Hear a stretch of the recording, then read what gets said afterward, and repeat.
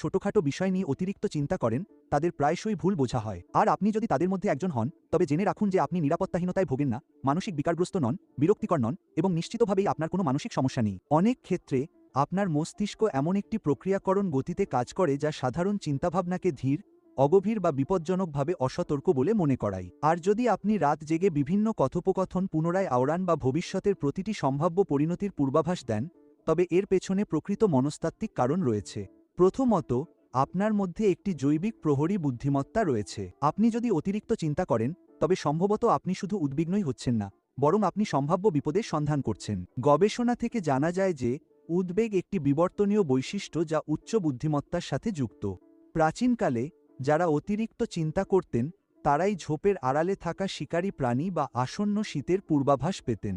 আপনি অহেতুক সন্দেহপ্রবণ হচ্ছেন না, আপনি প্রস্তুত হচ্ছেন। আপনার মস্তিষ্ক সমস্যা ঘটার আগেই তার পূর্বাভাস দেওয়ার জন্য তৈরি, যাতে আপনি সেগুলোর সমাধান করতে পারেন। যেখানে বেশিরভাগ মানুষ কঠিন পরিস্থিতিতে অন্ধের মতো পা বাড়ায়, সেখানে আপনি ইতিমধ্যেই আপনার মাথায় সেই পরিস্থিতিটি 10 বার অনুকরণ করে নিয়েছেন। আপনি দুর্বল বলে অতিরিক্ত চিন্তা করেন না, আপনি অতিরিক্ত চিন্তা করেন কারণ আপনার সহজাত প্রবৃত্তি হল নিজেকে এবং আপনার প্রিয়জনদের রক্ষা করা। এখন রক্ষাকারী হওয়াটা ব্যাখ্যা করে কেন আপনি বিপদের পূর্বাভাস দেন, কিন্তু এটি ব্যাখ্যা করে না কেন আপনি 3 বছর আগের অস্বস্তিকর সামাজিক মুহূর্তগুলো বারবার মনে করেন।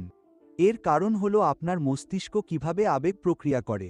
দ্বিতীয়ত, আপনি অন্যদের আঘাত করা এড়াতে গভীর আবেগীয় সিমুলেশন চালান। যারা অতিরিক্ত চিন্তা করে তারা খুব কমই স্বার্থপর হয়, তারা সাধারণত হাইপার এমপ্যাথিক বা অতি সহানুভূতিশীল হয়। গবেষণায় একে প্রেডিক্টিভ প্রসেসিং বা ভবিষ্যৎবাণীমূলক প্রক্রিয়াকরণ বলা হয়। আপনি কথোপকথনগুলো বারবার মনে করেন কারণ আপনি নিজেকে নিয়ে আচ্ছন্ন নন, বরং আপনি বিশ্লেষণ করছেন আপনার কথাগুলো অন্য কাউকে কিভাবে প্রভাবিত করেছে। আপনি ভুল বোঝা বা অনিচ্ছাকৃতভাবে কষ্ট দেওয়ার ভয়ে আতঙ্কিত থাকেন।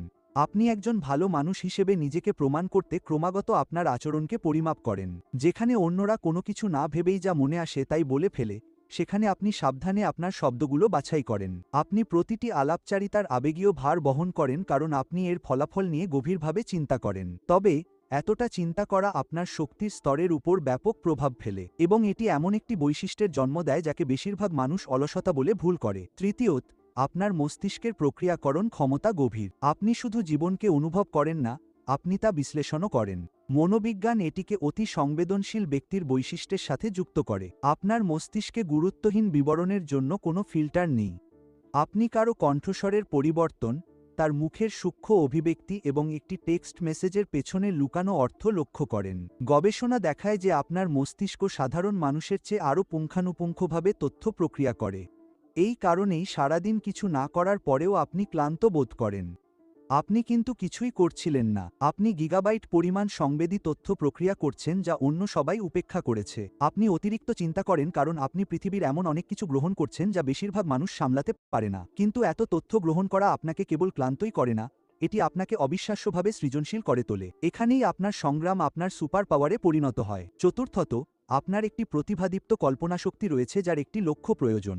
অতিরিক্ত চিন্তা করা হল প্রকল্পবিহীন কল্পনা। গবেষণা উচ্চ উদ্বেগ এবং উচ্চ সৃজনশীলতার মধ্যে একটি শক্তিশালী সম্পর্ক দেখায়। আপনার মন একটি ইঞ্জিন যা বিভিন্ন পরিস্থিতি, গল্প এবং সংযোগ তৈরি করে। যখন আপনি সেই ইঞ্জিনকে সমাধান করার জন্য কোনো সমস্যা দেন না, তখন এটি আপনার বিরুদ্ধে চলে যায় এবং এমন সমস্যা তৈরি করে যার কোনো অস্তিত্ব নেই। আপনি মস্তিষ্কের সেই একই অংশ দিয়ে সবচেয়ে খারাপ পরিস্থিতি কল্পনা করেন যা শিল্প, কৌশল এবং উদ্ভাবন তৈরি করে। আপনি কোনো মানসিক ত্রুটিতে ভুগছেন না, আপনি আপনার অব্যবহৃত সৃজনশীল সম্ভাবনায় ভুগছেন। আপনার মস্তিষ্ক একটি জটিল চ্যালেঞ্জ সমাধানের জন্য আকুল হয়ে আছে। 5.